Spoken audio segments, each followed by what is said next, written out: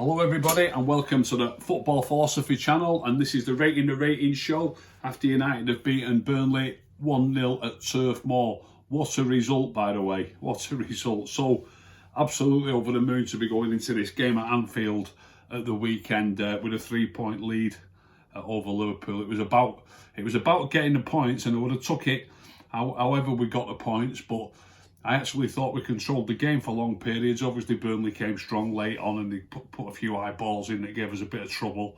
But overall, I thought we controlled the game for large parts, and I was well pleased with how we played as a whole, really. But for rating the ratings, I've got the ratings in front of me from the Daily Express for this game. The Daily Express have given David De Gea a 6 out of 10. They said hardly involved, although was made to sweat as Burnley rallied in the final minutes. Otherwise, quiet evening for the Spaniard. I'd agree with that. 6 out of 10 is perfectly fine, though, so I'll go with that. They've given Aaron Wan-Bissaka a 5. I think that's a little bit harsh. They've said had some shaky moments defensively in the first half, and not as effective as Shaw going forward with some poor crosses. I'm not sure I agree with that. I think Aaron Wan-Bissaka was a little bit better than a 5, me, and I would go with a 6. I'm not convinced by his heading, Aaron Wan-Bissaka. He needs to improve on his heading, but defensively overall, I thought he was okay, and I would stick with a 6 rather than a 5. Eric Bailey a 7. They've said he got a good block on the first half. A first half wood shot and another good one on Vidra late on. Typically combative. Pace helps cover any Burnley threat on the counter. I think there's a bit of a groundswell of opinion about Eric Bailey's extra bit of pace being so vitally important to our team, and I really do think that it's a little bit exaggerated. I even heard in commentary where the ball went behind Maguire and he ran across and swept it up at the back and kept it in on the touchline and passed it. It was no more than I would expect any centre-back to do. I wouldn't have expected any Premier League centre-back not to have achieved that outcome. He had a man, but the ball came loose to his left and he was in front of his man, so he got away from his man easily. He got to the ball easily and then turned and passed it. And I really do believe any Premier League centre-back would have done it, and yet I think it was Gary Neville in commentary had to say, and that's where Eric Bailey's pace comes in. And I think we're going to keep hearing this and keep hearing it. And what I'm going to try and make a little note of this, Harry's pace. I'm going to watch for Harry sweeping up behind Bailey, because it will happen. It particularly will happen at Anfield. It happens all the time in Premier League football games. The ball gets played down one channel and it bypasses the centre-back, and it's the job of the other centre. All the back four are supposed to shift over. So if the ball goes in that channel and he has to turn, the other centre-back will come across. So I think there's a bit of a myth there, mate. Obviously, it's handy if you've got pace, but it's handy if you've all got a little bit of pace. But they keep banging on about it, and I don't think it's as vital or even that much different, really, to anybody else playing at centre-back in that respect. They give Bailey a 7. I wouldn't disagree with that. I think that a 7 is very good in my book. I'm going to change these. I've not done it yet, but for the next show, I'm going to change these ratings. I'm going to change what I put with each number. But a 7 at the minute is very good, so I'd agree with that for Eric Bailey. They give Harry Maguire a 7, authoritative and strong in the air, and had a goal harshly ruled out. Unbelievably harsh, I thought, ruled out for an apparent foul on Eric Peters. Reacted well to a late Vidra half chance to thwart an opportunity. I wouldn't disagree. He was very strong in the air. Harry Maguire, there was quite a few high balls thrown in, and I won't disagree with a 7 there either. Luke Shaw, the Express have given him a 6. Some decent deliveries from wide, including the ball for Maguire's disallowed goal. Avoided a red card after the lengthy VAR check in the first half. I couldn't make my mind up on that one, me. A nasty late clash of heads with Ben Mee, as well as he bravely looks ahead clear, but he recovered. I couldn't quite make my mind up on that. When I first watched it, even though I saw it 2 or 3 times, at first I just thought he's just got the ball and that's it, end of story. But the more I watched it, I thought, does he deliberately actually get the ball and lift his foot up a little bit.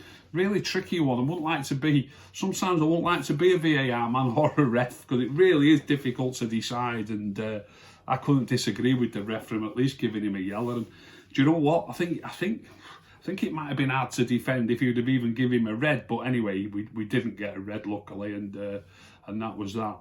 So Luke Shaw, they've given him a 6. I wouldn't disagree with a 6. I would say he played fairly well. I think that is for a 6. Nemanja Matic, they've given a 7 to the Daily Express. I'd agree with that. They've said a brilliant pass to Cavani for the first half chance and good use of the ball throughout. Helped United control the game in the second half and maintain pressure on the hosts. I thought we were controlling the game most of the game. Briefly looked like he might have picked up a muscle injury, but carried on. I thought Matic had a really good game, and I would give him a 7 as well. Paul Pogba, they've given an 8 to. I would probably give Paul a 7, just the same as Nemanja. I thought they controlled the midfield together, really. And Nemanja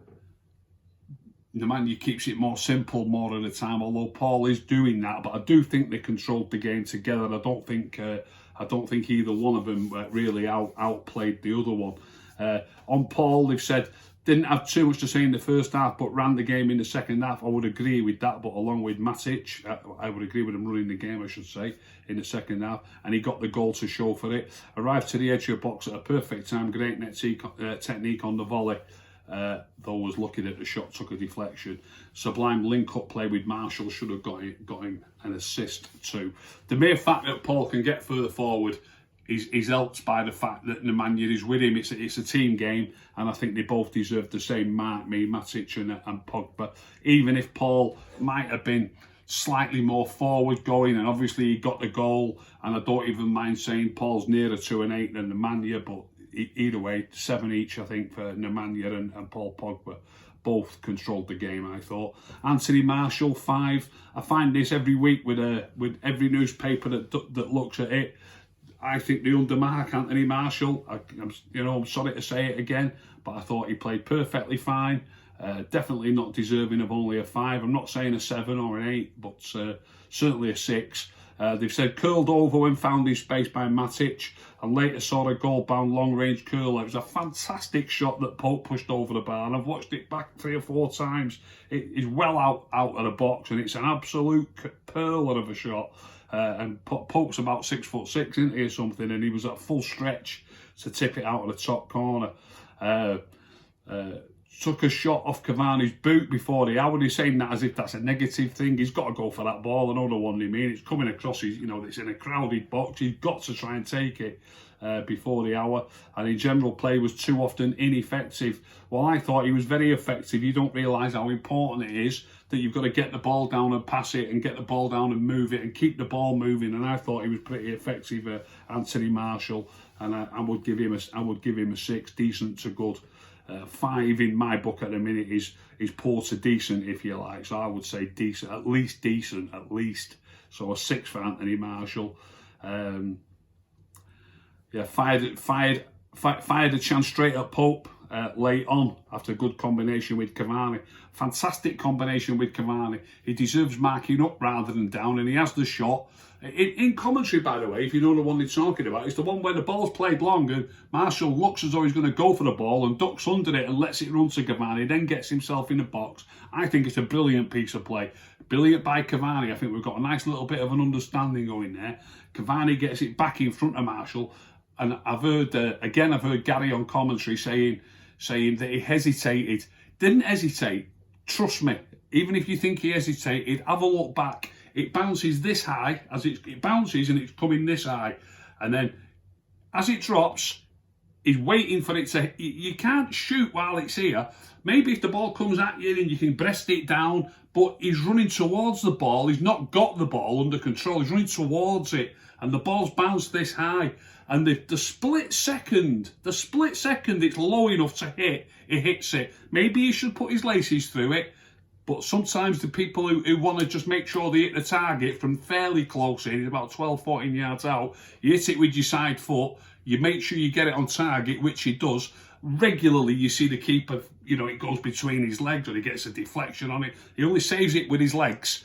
It isn't such a terrible effort, and he definitely doesn't hesitate. Trust me, not for a split second does he hesitate. The split second that it's at the right height to be hit, he hits it.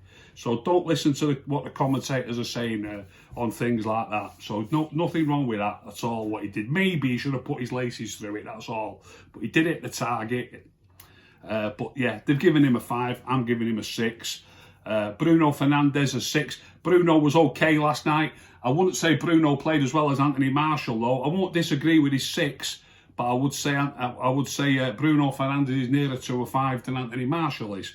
5 shots straight at Nick Pope. I mean, they talk about that like Martial's hit a shot at Pope, but Martial hit an absolute screamer.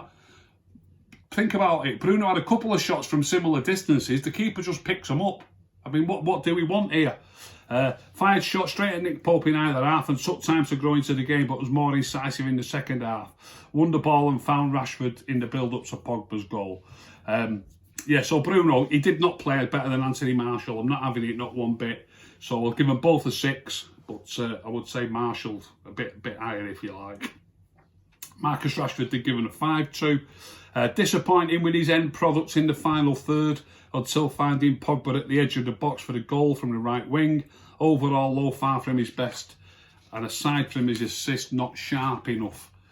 Don't know about sharp enough. I don't think that's the right criticism, if you like, not sharp enough. I think he dallied on the ball a little bit too much, and he doesn't seem to be suited to playing wide on the right. But I'm not convinced by him playing wide on the left. And another thing that I heard in commentary was I heard Gary say that when he plays on the left, he can go either way, and when he plays on the right, he's stuck for going one way. Well, I don't get that. First of all, if you're playing on the right and you're right-footed and somebody says you're stuck for going one way, I would assume that means you're going to go outside the fullback and try and get the ball over with your right. He did do that a couple of times, but he's forever cutting in still. He seems to run into the middle of the field, whichever wing he's playing on. So I don't see that. He doesn't seem to be stuck for going the right one way or the other. He's still coming in field. He's not having any effects with it, but he's still coming in field. And when he plays on the left, he's forever coming in field. He didn't come in field any less last night than he normally does from the other flank for me. So I just don't get that. You know, and apart from that, what does that actually mean that you're stuck for going? Does that mean, because if you're playing on the left and you can go both ways, that means that you're capable of getting balls in with your left foot. It means that you're okay with your left foot when you're on the left. Does that mean though that you're not okay with your left foot when you're on the right? You know, I don't get it. He can go both ways if he's on one side, but only one way if he's on the other. Not for me. I'm not having it. But a 5 out of 10, I would say, yeah, that's just a sort of poor to decent, and I would say, yeah, that's fair enough. Edison Cavani, they've given a 6-2. Some decent movement and combination play, including with Martial for a stoppage time chance. Should have done better with a second half opportunity at a corner, maybe so. Curling a few yards wide of the top corner. Excellent work rate and tireless pressing all game earns him an extra point over Rashford and Martial. Not over Martial, it doesn't. Over Rashford, it does. Fine. Martial was perfectly fine. So would Edison Cavani. Like I've said there, not like I've said, but like everybody's saying about Bailey and Maguire, I believe Matic and Pogba are looking like a good pair, and I also think Cavani and Martial are looking like a good pair, and I would agree that Cavani was worth a 6. So definitely, I was well pleased with him, to be honest. Might have been tempted to go a bit higher, but I give Cavani a 6. I will do a player in focus. I'll put the voting up later tonight. I'll do a player in focus for tonight. I will go with. I'll put Edison Cavani on it. I'll put Marcus on it, and I'll put Bailey on it. Eric Bailey seems to be flavour of the month. And I'll put Anthony Martial on it. Yes, that's what I'll do. 4 players there. I'll put those up on Rick the Red UK on Twitter later on tonight, and then tomorrow I'll do a player in focus. See who wins that vote. Massive game coming up at the weekend. Can't wait for it, of course. Fascinated to see what he's going to do. Absolutely fascinated. I think he's got braver with his. He used to play a back five so often against the big teams. I think he will go with his back four. I actually think Lindelof will come in. I really do. I think Lindelof will play if he's fit next to Maguire. And in midfield, Matic did enough to keep his place, but I think he's left McTominay and Fred out in order to play them on Sunday. And, you know, he's probably, I don't know if they do this, but he might have even said to him, "I'm not playing you both tonight, you're playing on Sunday." I know that happens in amateur football. I don't know if it happens at that level. But I wouldn't be surprised to see McTominay and Fred. Pogba will keep his place and Bruno will keep his place. So if McTominay, Fred, Pogba and Bruno all play, there's only room for 2 forwards. Obviously Martial came off with a slight pull, didn't he, at the end? So you might find Martial's on the bench or not even fit to go on the bench, so we'll see. But it looks to me as though there's a good chance this weekend that only 2 of Cavani, Rashford and Martial will be able to find room in the 11. And if that's the case, if Martial's fit, it'll be double interesting to see which pair get selected. So I'll be back tomorrow with the Player in Focus. I hope you've enjoyed that little show. If you've enjoyed it, please subscribe. Please tell all your friends. If you didn't enjoy it, don't tell anyone. Keep stum.